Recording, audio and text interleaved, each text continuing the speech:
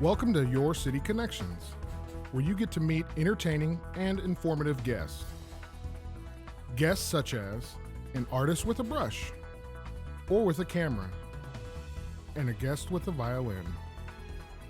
City Connections, providing insightful interviews with favorite son Lieutenant Governor Todd Lamb, to city commissioners, the mayor, interviews with a rodeo queen, to beauty queen, and even an NBA player. Now, join Steve Kime as he discusses another engaging topic on City Connections. Hi, and welcome to City Connections. I'm Steve Kime. Thank you for joining me this week. I'm so excited. I feel like I say that every week when I say I'm so excited about the guest that we have in the studio today. Our guest, let me just share with you the bio of our special guest today. First off, born and raised in Oklahoma, so check, that's good. Served as governor of Oklahoma back in 1990 and 94. You know, the 90s doesn't seem that far away, but then when you start adding it up, I go, wow, it's been quite some time.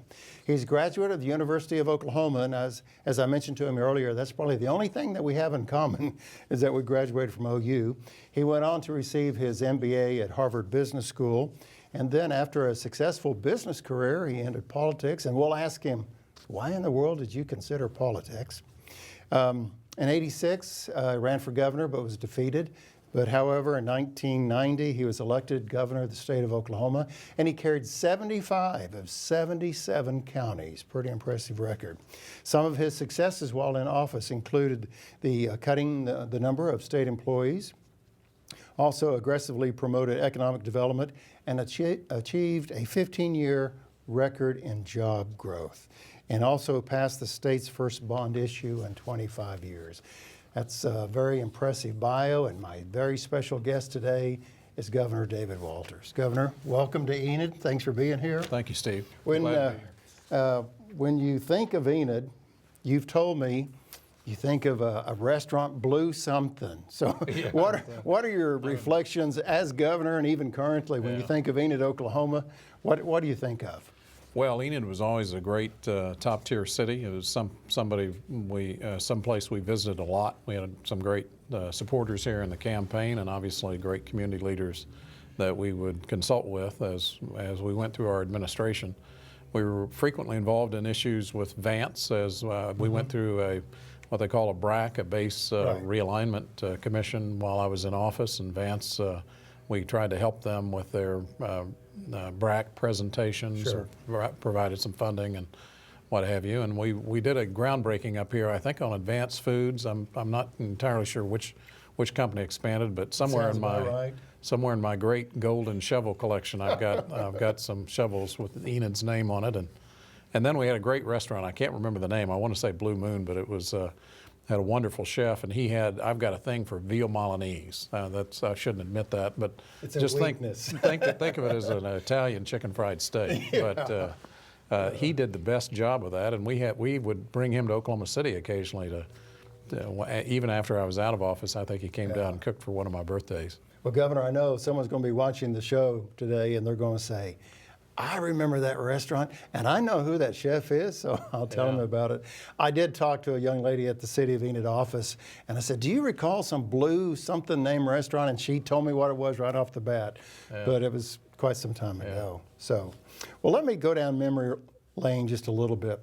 You were the 24th governor of Oklahoma, and you served from 1991 to 95. I did a little research the other day about what was going on in the early 90s. And at that time, I was working for Phillips Petroleum, and that seems like a lifetime ago. But the price of oil was $19 a barrel. Gas at the pump was $1.02. Black and White was the #1 song by Michael Jackson. And as you were governor, Bill Clinton became president. So those were some of the things that was happening socially during the early 90s up to 94. So take us back in time if you can. When you take office, what are some of the things that you're facing, and what was just the climate in Oklahoma at that time? Well, we were in one of our downturns, and so it was a difficult time for Oklahoma. We had no new money for state government, so we had to find a way to fund state government. We were committed not to raise taxes, and so I think we did a number of creative things in terms of cutting budgets in some state agencies and reallocating that, keeping the pie the same, but just reallocating the slices. And that sounds like a very simple thing, but it's complicated and it's unusual for governments to do that. And so we were able to have record increases in education funding, for example, because of that. And we did this bond issue, which you mentioned, which was a very significant. It's amazing, and there haven't been very many bond issues since, but we don't spend enough money on our education infrastructure in Oklahoma, and so we were happy to contribute to that amount. And we passed quality jobs during my term in office. When I came in, we were competing for United Airlines, their maintenance facility in Oklahoma City. So I called a special session immediately after the inaugural address and went into special session with the legislature to try to craft a series of incentives. And we wound up being the most competitive, but still weren't selected by United Airlines, and which was really unfortunate at the time. Later it turned out not to be that good a deal for whoever got named, Indiana, who got that business. But it taught us that we needed a much better incentive package and a much easier incentive package.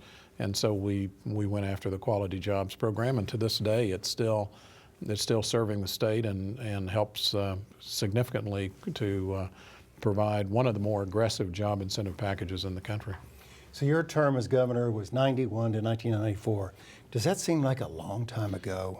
In some respects, it does. Yeah, so I missed the fact that this November was the 25th anniversary of me being elected to office, and it started showing up in Twitter feeds where some of my staff and campaign supporters started mentioning it, and so it reminded me it's been 25 years. Wow, it's just amazing. I just can't believe it's December, because I think 2015 was about 8 months long. I really, we were having a cookout or a picnic on July 4th, and now it's Christmas. So I don't understand that. Well, they say that life is like a roll of toilet paper. The closer to the end you get, the faster it goes. So. Okay, well, do we have your permission to put that quote on our interview? Governor Walters says, life is, very good. Well, my hometown is the big city of Perry, Oklahoma. I'm a Perry Maroon. I haven't lived there in a long time, but when people say, well, Steve, where are you from? I always say Perry, Oklahoma. Perry's population was 5,000 people in the 40s. When I was there in the 60s, early 70s, there was 5,000 people. Today, there's 5,000 people. So when one person leaves, another person comes in. It doesn't necessarily grow, but it stays the same. You are from Canute, Oklahoma. Right. People are saying, where in the world is that? Is that place in Kansas? No, that's Chanute, as you said earlier. Tell us about your upbringing in Canute, Oklahoma. And that's in the western part of the state, by the way. It is. It's between Elk City and Clinton, and it's near the promised land. It's a lovely little town. Not a lot of trees, very flat. We used to complain as we were trying to grow cotton.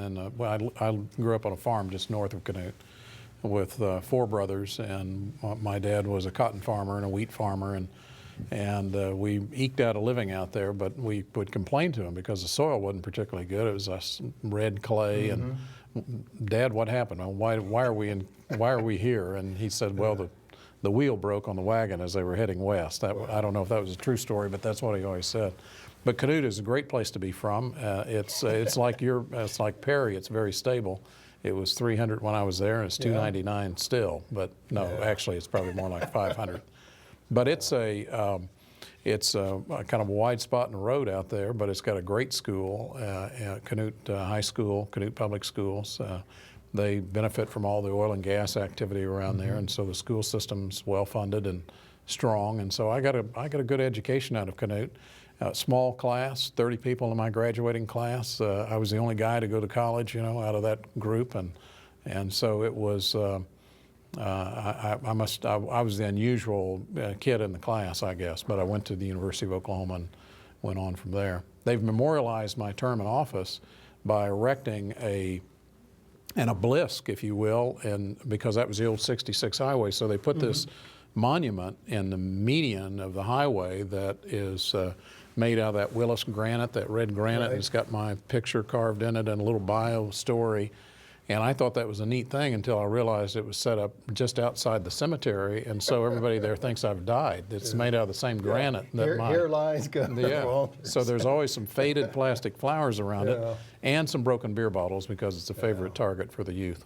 Well, I'm very familiar with Route 66 and a lot of the small communities like Bridgeport. In Bridgeport, another big city over there by the bridge, the Pony something Bridge. But anyway, people ought to take a trip down Route 66 in western Oklahoma. It's great.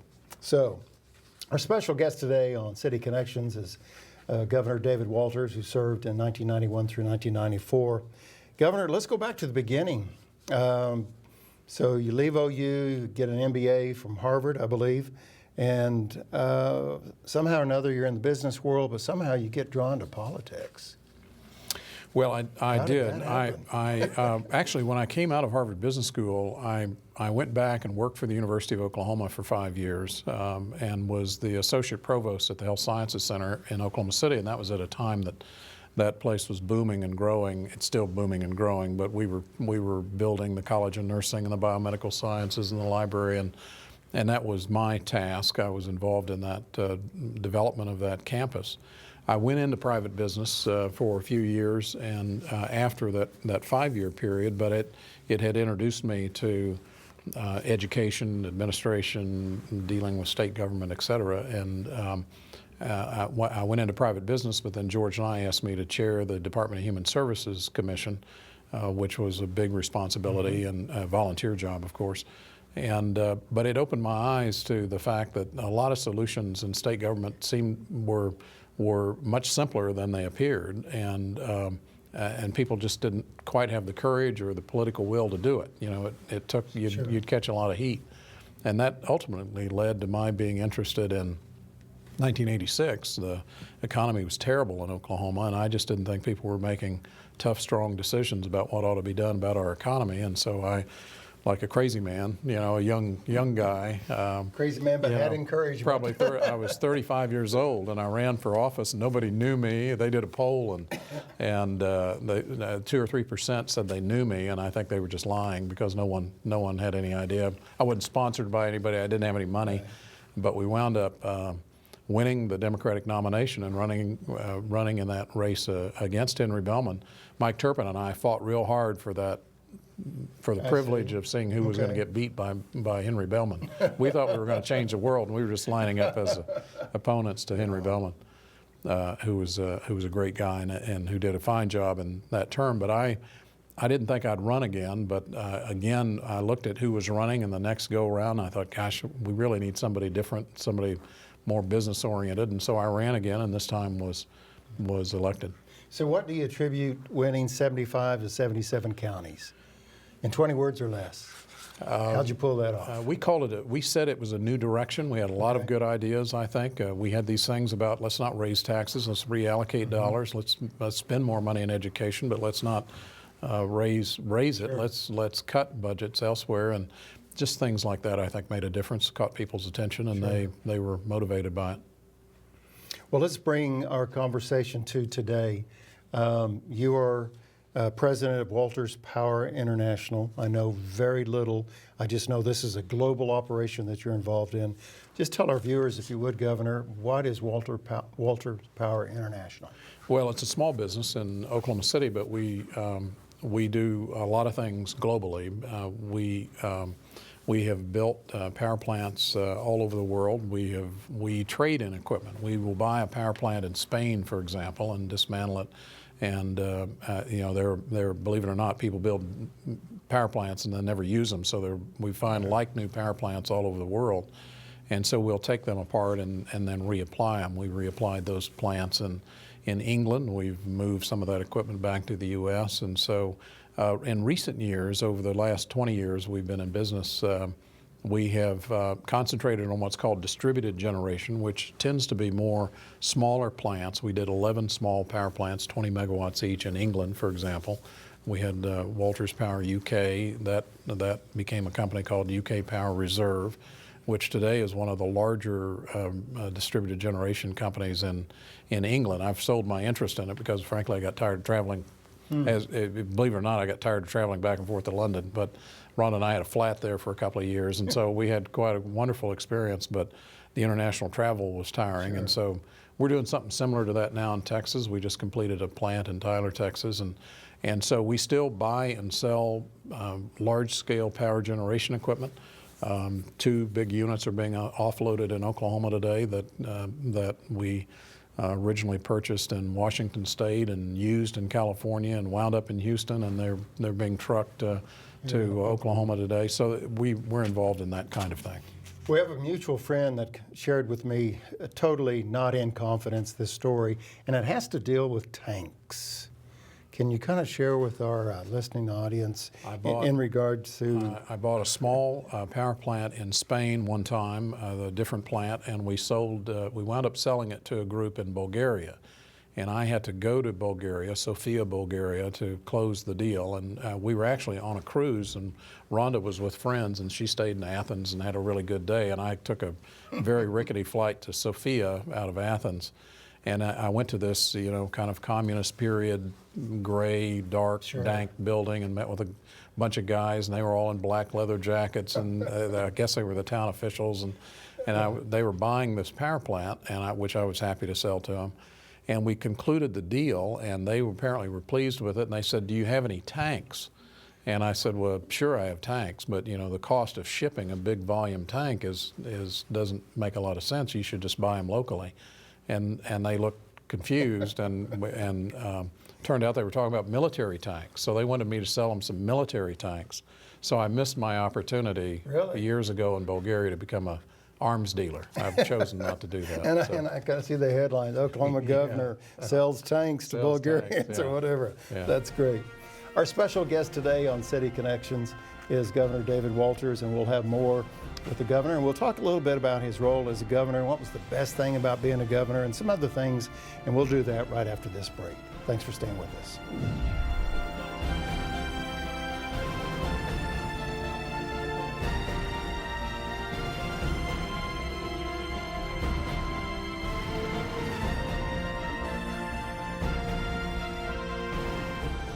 Welcome back to City Connections. I'm Steve Kime. Thank you so much for staying with us and joining us today on our program.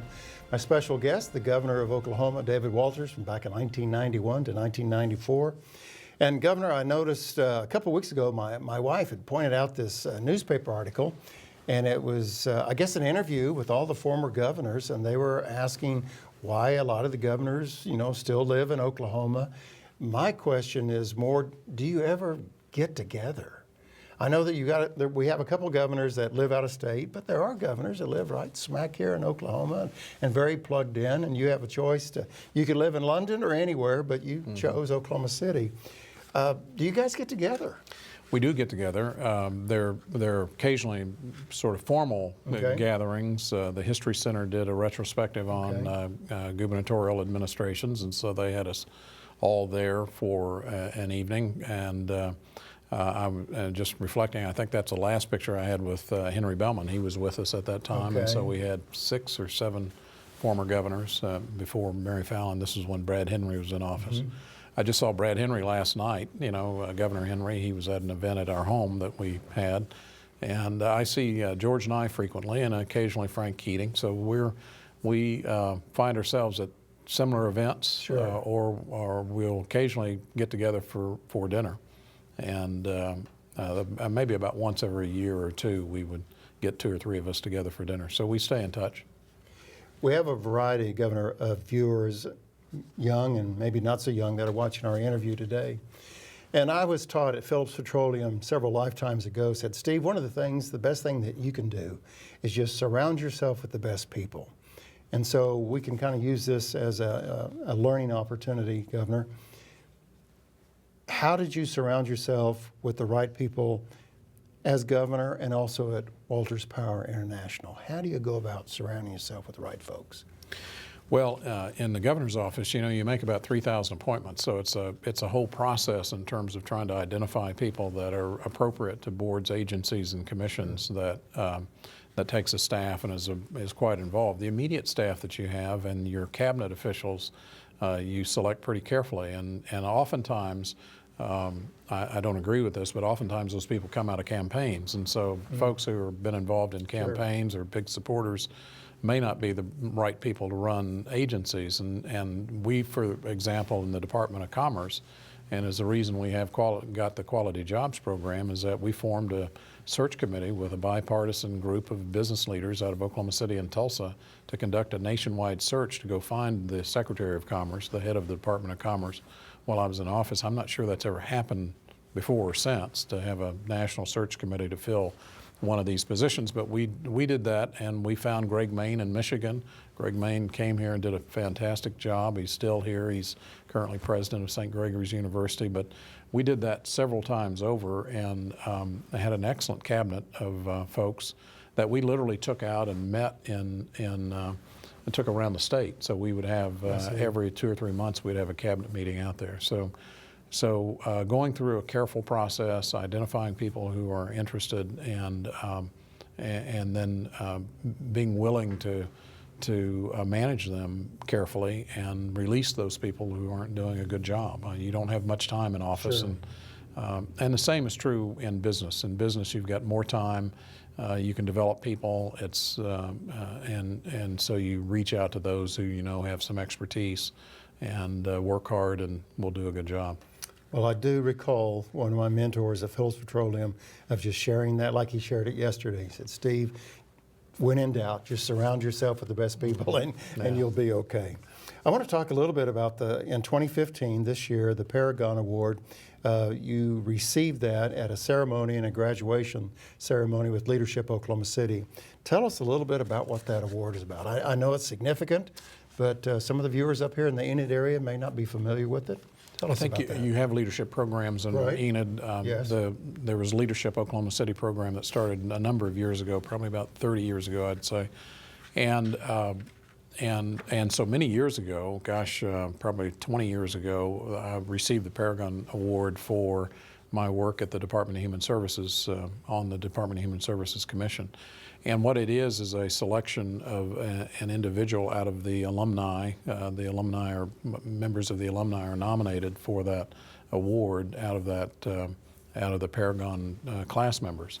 And so because the alumni is fairly big, it's grown to be a bigger deal, and it's unusual to be selected twice. But I was privileged to be asked or selected again this year for my work at the Santa Fe Family Life Center, an organization I know you're familiar with, that reaches out to disadvantaged and disabled kids, and is a health center, is a kind of a healthy living center that the Knights of Columbus, which I'm a member of, run, and I was president of that board for about 8 years. So that work was recognized in that way, and you're pleased about it because you get a monetary award to that charity. So they made a little money out of my recognition, which I'm pleased about. Sure. Well, congratulations. Thank you. We will get, I guess I can use the term, a lot of mileage out of this interview. It will run quite frequently here in Enid, and who knows where it ends up. But I know there's going to be a young person that's going to be watching this interview, and I wanted to give you the opportunity to speak to a young person that's considering politics. Maybe they can't even spell the word politics, but what word of encouragement or maybe some guidance could you provide that individual? Yeah, there's so many different routes. Besides run. Run. And that's a big thing, to put your name on the ballot, and so many people just won't do it or feel they can't do it. But in my case, there's lots of different routes. George Nye tells a story that at age 12 in McAllister, Oklahoma, they said, "What do you want to be when you grow up?" And he said, "Governor." And that had not been my life ambition. I jokingly, George told that at a banquet that I was in attendance at, and I got up and sort of made fun of it. I said at age 12, they asked me what I wanted to be when I grew up, and I said I wanted to buy a big house from a rich Republican, and was giving him a hard time. But in George's case, he knew what he wanted to be early on. In my case, I came to it by just being disappointed with what I was seeing going on around me in public policy, and the lack of economic development, the lack of really good job creation programs, the lack of the hard decisions being made in education and healthcare. And so out of sheer frustration. It's almost like the movie Network. This will date us, but where the guy hung his head out the window and said, "I'm not going to take it anymore." But so that was I jumped into a race that I didn't have any business being in. I was too young and naive to realize I couldn't win. And in fact, I did win. I won the nomination in '86 and then won the election in 1990. So how you get there, there's lots of paths, but how you start is really finding, if you're particularly interested in politics, there's many opportunities to volunteer either with party organizations or with candidates. I think stepping up, finding a candidate who you think has the right message, has the right approach, has the right attitude, and volunteering for them and helping them, whether you're knocking doors or raising money, whatever you're doing, putting up signs, and that will teach you a lot about the process. I didn't particularly go through that route. I mean, I was sort of just jumped in a race and off I went. But it's a good way to get an impression as to whether you want to do it. And my advice would be to just make sure you do it for the right reasons. Don't do it because you want to be important or famous or what have you. Do it because you have a passion about what's going on around you and that you want to change it, presumably. If you didn't want to change anything, I don't know there'd be any reason to serve. But if you want to make things better and want to make things better for your community and your state and perhaps your nation, well then step up and put your name on the ballot. We don't have enough good candidates that offer themselves. And too often these races aren't competitive. People aren't challenged. Incumbents aren't challenged. Gosh, there must have been 70% of our races last cycle in Oklahoma that were unchallenged in the general election, and that's too bad. We need to have more activity in the democratic process, and for goodness sakes, vote. Register and vote. Our voting percentages in Oklahoma are very low, and we need to do more to encourage people to get out to vote. Well, I appreciate that word of encouragement because I know it'll speak to someone's heart, and they'll say, "Okay, I'm going to do that. I want to make a difference, and this is one way I can do that." There's no way to rationalize your way through it. You've got to go up to the cliff edge and hold your nose and jump off. So okay. Well, Governor, I appreciate you taking time today as you're passing through Enid on your way back to Oklahoma City, because I know you have an important meeting. But we just want to say thank you, and on behalf of the city of Enid, we have a commemorative coin. And on the other side of that, it just puts a little star right there where Enid is. Of course, you know where it's at. But we give those to special folks who take time to come by to see us here in Enid and also to visit the Enid Television Network. So, Governor, I appreciate your time today. And hopefully you'll come back in 2016 and give us an update on what's going on. Give us some more tank stories. Always happy to. And thank you for the work that you're doing and for ETN and this broadcast. This is a very professional operation, and you all should be very proud of it. Yeah. And I know it does a great deal to keep Enid in the top tier cities in Oklahoma. That's what we're trying to do 8 days a week, as they say. Yeah. Governor, appreciate your time. It's good seeing you again. And it's good seeing you again. Thank you for joining us here on City Connections. I look forward next time around for another special guest. I can't wait to find out who will be in this chair. So thanks for being in your chair. Thanks for joining us on City Connections. Until next time, make it a great day.